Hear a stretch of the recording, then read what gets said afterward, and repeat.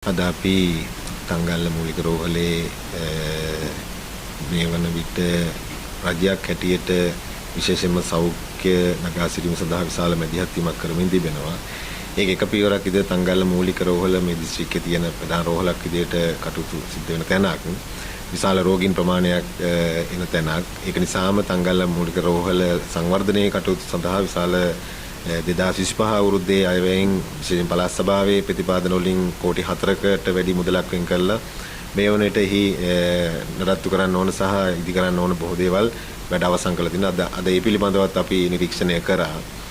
ඒ වගේම තමයි අපි බලාපොරොත්තු වෙනවා මේ තංගල්ල රෝහල කාර්යක්ෂම කරන්න සහ ධාරිතාවය වැඩි කරන්න විශේෂයෙන්ම රෝහල වැඩි දියුණු කරන්න සහ අලුතෙන් නව බිල්ඩින් එකක් එහෙම නැත්නම් ගොඩනැගිල්ලක් ඉදි කිරීම සම්බන්ධව මේ වන විට සියලු සාකච්ඡා සිදු කරලා තිබෙනවා.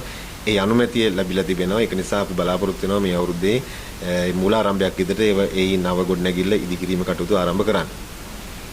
දැන් ඊයේ දැන් දින කිහිපයකට කලින් අපි දැක්කා රෝහලේ මුක්ත ශරීරාගාරේ අවසිතුරු තියාගන්න බැරි තත්ත්වයක්. ඇත්තටම මේ මුක්ත ශරීරාගාරේ රෝහලේ පොදුවේ ගත්තොත් හැම පැත්තෙම ගත්තොත් අපහසුතා ගොඩක් මැද තමයි රෝහල පවතින්නේ. රෝගීන් ප්‍රමාණය වැඩි නිසාමත් ඇඳන් වල ප්‍රමාණය අඩුයි, ඉඩකඩ ප්‍රමාණය අඩුයි. ඒක බලපාලා තියෙන මුතු ශරීරාගාරෙත්. අතර මුතු ශරීරාගාරෙත් අඩු පහසුකම් සහිත තමයි එහි වෛද්‍යවරු, විශේෂ වෛද්‍යවරු හැමෝම කාර්ය මණ්ඩලයේ වැඩ කරන්නේ ඊටාම කුඩා පහසුකම් සහිත තැනක. ඉතින් ඒක නිසා ගැටලු රාශියක් මතුවලා තිබුණා. දිගු කාලිනම මතුවෙච්ච ගැටලු ටිකක් මුතු ශරීරාගාරෙත් තිබෙනවා. රෝහලේ පොදුවේත් එවැනි අඩුපාඩුකම් ප්‍රමාණයක් නිර්මාණලා තිබෙනවා. හිටු පාර්ලිමේන්තු මන්ත්‍රී කෙනෙක් ප්‍රදේශයේ කියන ආණ්ඩුව වගේ කියනවා. මම දැක්කා මාධ්‍ය ඉස්සරහා ප්‍රකාශයක් නිකුත් කළා තිබෙනවා. ඉතින් කෙසේ වෙතත් එතුමාටත් වගකීමක් තිබෙනවා. එතුමාත් දිස්ත්‍රික්කයේ තමන්ගේ ගමේ තියෙන රෝහල හි අඩුපාඩුකම් සොයා බලන එක එතුමාටත් වගකීමක් තියෙනවා. මොකද මහ ජනතාවගෙන් තීරපත් වෙච්ච මන්ත්‍රීවරයෙක්.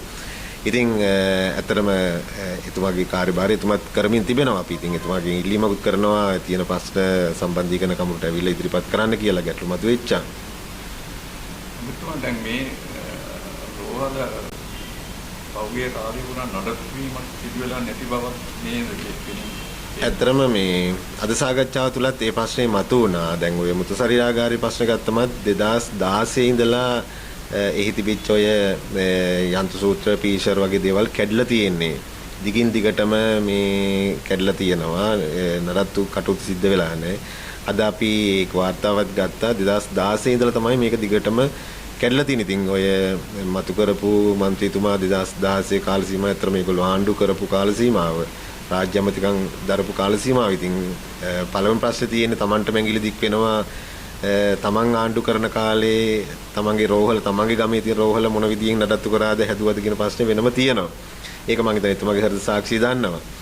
කෙසේ වෙතත් අර මේ දවස්වල ප්‍රශ්නයක් තියෙනෝනේ. මොකද මේ විශේෂයෙන් ගත්තොත් විපක්ෂ කණ්ඩායමක් ඔය ඕනම මලකුණක් හොයාගෙන යනෝනේ කපුටු රැළ වගේ වහන්න. ඒක තමයි ඔය වෙමින් තියෙන්නේ. අපි දැක්කපුවා දවස්වල විපක්ෂ නායකතුමාත් ගිහිල්ලා අර මාදල් ප්‍රශ්න තියෙනවා. ඒගොල්ලෝම හදපු ප්‍රශ්නයක් ඒගොල්ලෝ ගිහිල්ලා වාඩි වෙලා ඉඳගෙන ඒකට විසඳුම් දියව කියලා මම දන්නේ මේ අර මම දැක්ක සමහර සමාජ මාධ්‍යවල ආදී වුණා උසනම් වීසි දැල මිටිනම් මාදල කියලා සජිත් මහත්තයා අරගෙන යනවා.